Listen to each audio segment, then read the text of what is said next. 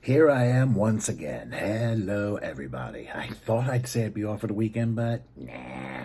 Why not do a Saturday show? It's crazy time, and I'm back for another edition of What Drives Me Crazy here for the Saturday, March 30th. Right before I get started, what I want to try and do for my shows, I want to definitely send a crazy shout to somebody who I know so many people. It's so hard to get a hold of everybody. But today I'm going to send a crazy shout to Carla, who's out in Kentucky, diehard UK fan, has followed me for a good number of years, and now that I'm back at shows, she definitely is a helper with a lot of things here. So I want to send crazy shouts to Carla, and I hope she's doing well along with her son, and that she and her family and everybody has a wonderful Easter tomorrow, and that hopefully get some warmer weather to go with it, in the bluegrass state. So hope everything's well there. I want to make another note here. There was a lot of talk yesterday, and there were like two things that went on yesterday, but this is not my main focus. But yes, Phillies had opening day yesterday and got embarrassed in the seventh and eighth innings, causing me to kind of go off on a little bit of a pungent, rampant rage against the bullpen. But the Mets also had their opening day yesterday afternoon, and it wasn't the Rhys Hoskins slide I'm talking about. I'm talking about the Mets honoring slain NYPD officer Jonathan Diller before the game, which I think was a class act. And a lot of people protested saying, oh, he shouldn't have been honored and this, that, and the other. Do these people understand what New York represents? Think about it. The NYPD and the FDNY have been raised to an unbelievable level of importance since the September 11th attacks, 22 and a half years ago? They're always going to be a part of New York's fiber and being. So when an officer is slain, the entire city mourns. So the Mets, in my opinion, did exactly the right thing, and they did in a very classy way. So good job by them. Because you got to remember, these are the people that are supposed to protect and to serve. Now you got to remember, not all officers do that, but the job as a police officer, and me coming from a law enforcement family, I should know, it is to protect and to serve. And that's really the bottom line in all this. But today, what I'm doing is going to talk about another New York event that happened the day before, and somebody who performed in it who is now quitting, or so we think, the music industry. And that is Lizzo. Last night, as I was waiting to do some shuttles down in South Jersey on a bus, I get this tweet from somebody saying that Lizzo was quitting the industry. And I'm thinking to myself, why? You have to remember, Lizzo has been successful. And yeah, she is a plus side performer. Yeah, those who think you should look a certain way will call her morbidly obese, but I'm not going to do that. And I say that because I run a plus size group and have for almost 10 years now on Facebook. And I'm not going to call somebody morbidly obese, because people are who they are regardless of what size they are. That's how it is. But the problem is with Lizzo is not her size, it's her attitude and the decisions that she has made over the years that have now caused her to be in an incredibly ridiculous predicament. Lizzo had 4 hits. Had Juice, which got her going, Truth Hurts, which was pretty good, Good as Hell, and then for her second album, she got some good airplay with About Damn Time. But after that, she's kind of been a little off the map. But there are also some other issues that she's dealing with, and they could be even deeper than we even realize. Now, of course, I always go to the Gateway Pundit to get my news source. I don't deal with ABC and NBCBS/Fox because it's 5 different agendas, and 4 of them are usually for the same one. Now, Lizzo, who is also known to be a pro-Biden supporter, she surprisingly announced last night that she was quitting the music industry in a post on Instagram.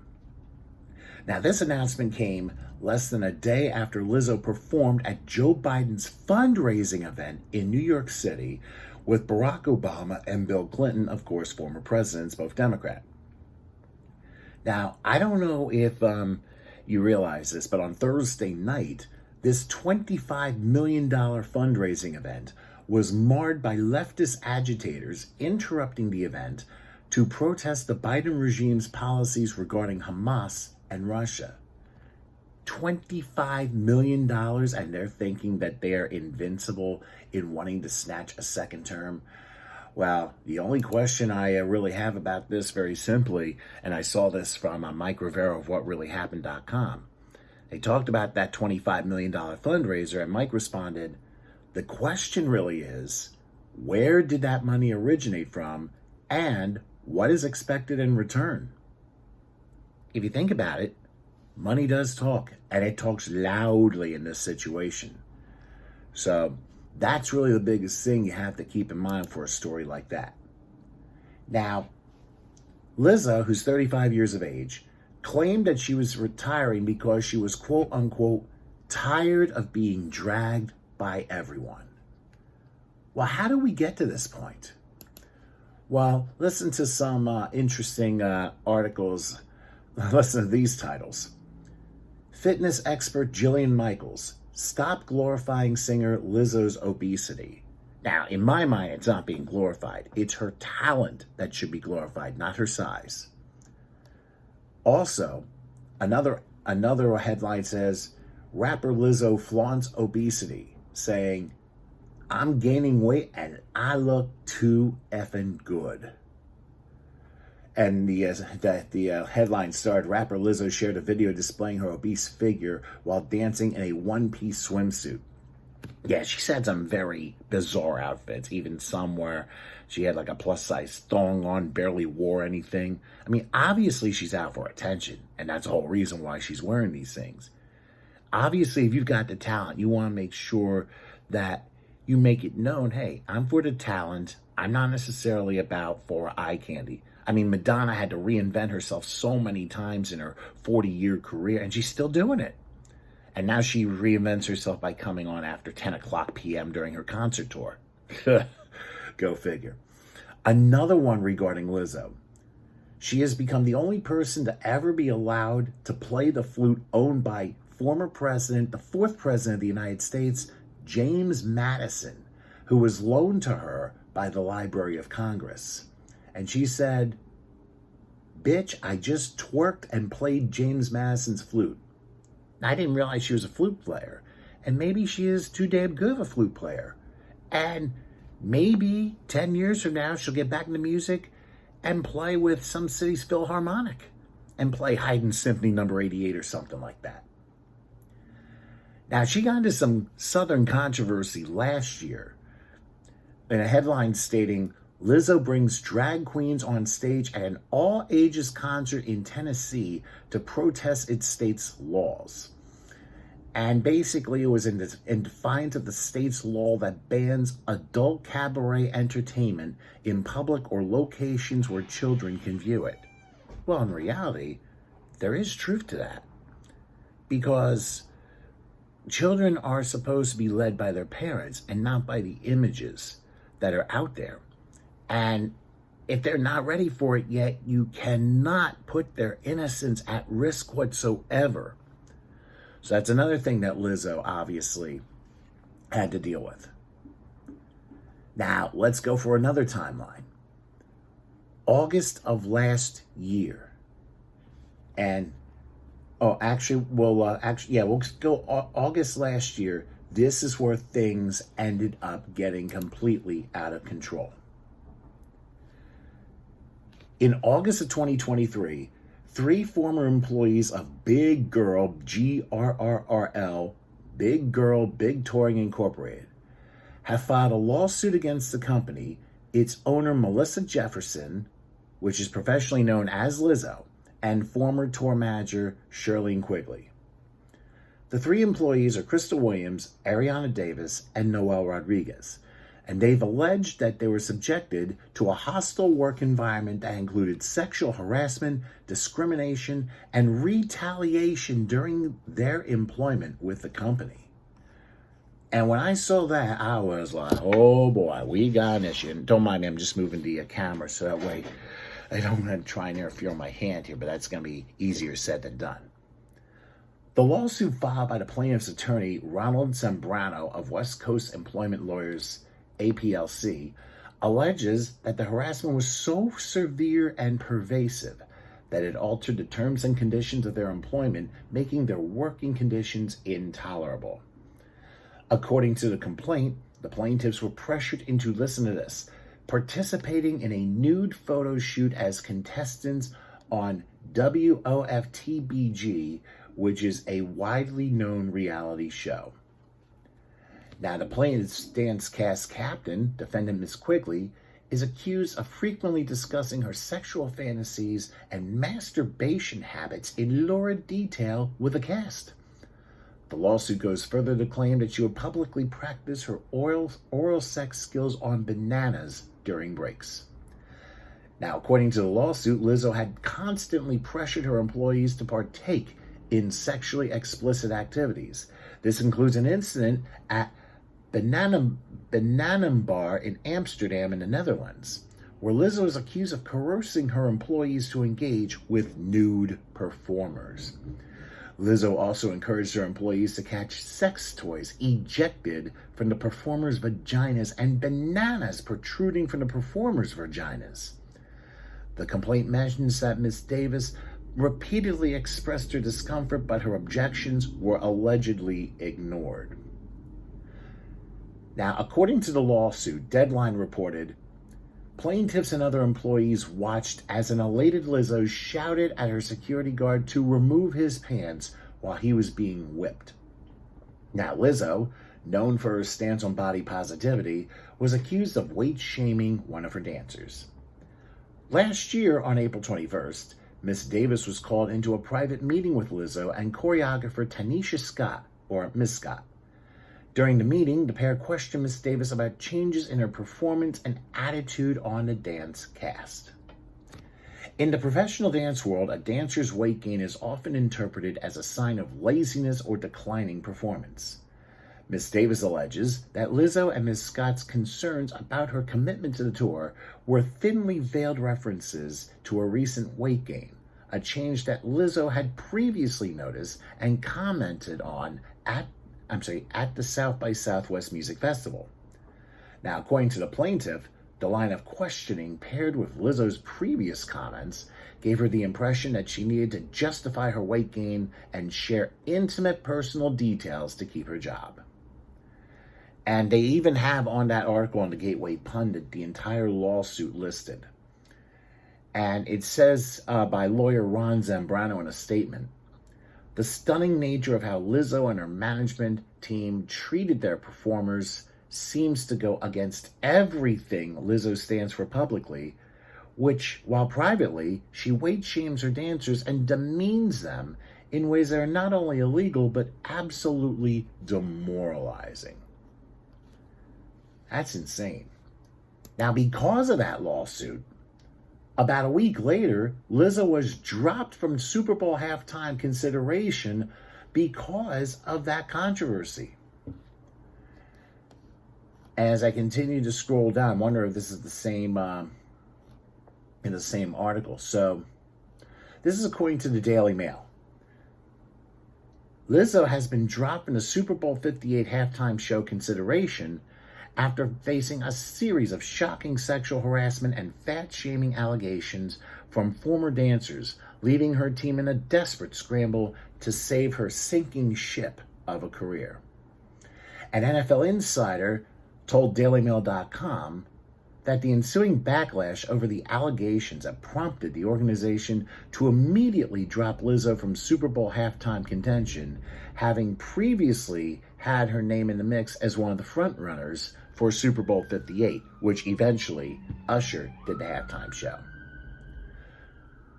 Now Lizzo vehemently denied this quote, but it said talks of Lizzo being a part of the halftime festivities or performing the national anthem are dead now that she's surrounded by scandal. And that's according to the source, which said in the wake of the accusations, which again, Lizzo denied. But now, with all this controversy looming, she has decided to call it quits in the music career. And this is what she said. I'm getting tired of putting up with being dragged by everyone in my life and on the internet. All I want is to make music and make people happy and help the world be a little better than how I found it. But I'm starting to feel like the world doesn't want me in it. I'm constantly up against lies being held about me for clout and views, being the butt, literally, of the joke every single time because of how I look. My character being picked apart by people who don't know me and disrespecting my name. I didn't sign up for this shit. I quit. Now, I don't understand why Lizzo would do that, but could the truth really be hurting and that Lizzo's situation really isn't as good as hell? Well, think about this. Lizzo might be saying this as an attention grabber, a desperate attention grabber. Only she knows what she's done. We can't necessarily judge how she is because you got to remember the media, and I say this all the time. The media slants, the media spins, and the media is allowed to lie without any repercussions whatsoever. Care of the Propaganda Act of 2012. So you know that when these things are happening, this could be a distraction technique. But as far as Lizzo is concerned, this also could be a situation where she may not be able to get out of it now. Because now her actions are suddenly causing reactions, and the reap what you sow theory is starting to hit her hard.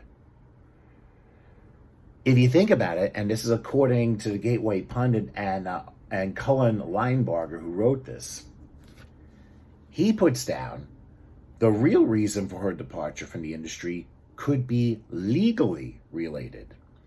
Now, according to the Daily Mail, as we mentioned last August, Lizzo was notably sued by 3 of her ex-dancers. Again, Ariana Davis, Crystal Williams, and Noel Rodriguez, who accused her of sexual harassment and creating a hostile work environment. And the accuser's lawyer, Ron Zambrano, went off on Joe Biden in an interview with News Nation for letting her perform at the fundraiser. Zambrano said, "It's shameful that Lizzo will be chosen to headline an event like this amid such egregious allegations. Without getting into the politics, I can't imagine why anyone would want Lizzo representing them in any way, given her reprehensible behavior. It's just a terrible look." And I think it is too. Why would you want to choose somebody like that when she's dealing with all these allegations?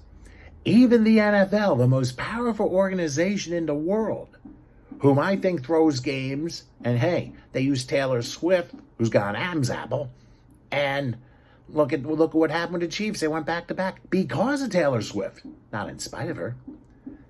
But they had Lizzo performing at this $25 million event. As far as how the money's going to be used, I think we kind of know how that's going to go. It's obviously for eye candy. It's obviously for the rich to get richer. But in this case with Lizzo, she's in some very, very, very serious trouble. Some comments I saw in the article real quick. I mean, this obviously this is a shot on Lizzo. I don't like this comment at all, saying, if she had been one of the anchors on that cargo ship down in Baltimore, she could have stopped that ship before it hit the bridge. Now, that's a pretty low blow, if you ask me. I don't know why people would say that. But it's just hard to imagine. But you have to understand, size should not have to matter with the performer. If they can do the job, who cares about eye candy? I mean, look at me. I compose music. I have a degree in music education. I still get involved with an up-tempo band in Philly. I do my stuff and I stay behind the scenes. And the reason I do it is because I do not want to get myself into the limelight where everything's going to be distorted. But if you think about it, all of us as human beings, we need to remember we are human beings. We make mistakes. I've made more than my share of them, and I've made some egregious ones. But in reality, this is how we are human beings. The problem is our society decides to make us remember the mistakes we made rather than the accomplishments we make. We don't hear about the accomplishments until we're dead and gone. That's what it comes down to. And that's the way society portrays it. The controllers of society are probably the most evil people on the face of the earth, and probably the most evil and least happy. That's what it comes down to. With Lizzo, yeah, only she knows what she's done. And as they say, choices come consequences. Look at nearly 3.5 years ago and where we are now. And now Lizzo's going to have to face it. What she's done is what she's done. You can clarify words. You cannot clarify actions. It goes for everybody. And the reality is unfortunate for Lizzo. Like I said, maybe in 10 years, she'll grab James Madison's flute and perform with the Richmond Philharmonic, or Minneapolis, or Philly, or Detroit. Who knows? But the reality is very simple. Lizzo's got some explaining to do, and given everything that's happening, she unfortunately now is on the other side of where the truth hurts. And it's really unfortunate. As I said, we'll find out as things go along. But for now, that's it for another edition of Crazy Times, What Drives Me Crazy. Just a reminder, I'm not on Rumble right now because of some connectivity issues, but you can get me Twitter X, Instagram, and Gab, all at Crazy Tom Show. Make sure you contact me there. And of course, there's the What Drives Me Crazy, Crazy Tom page, which I'll be putting on Facebook as well.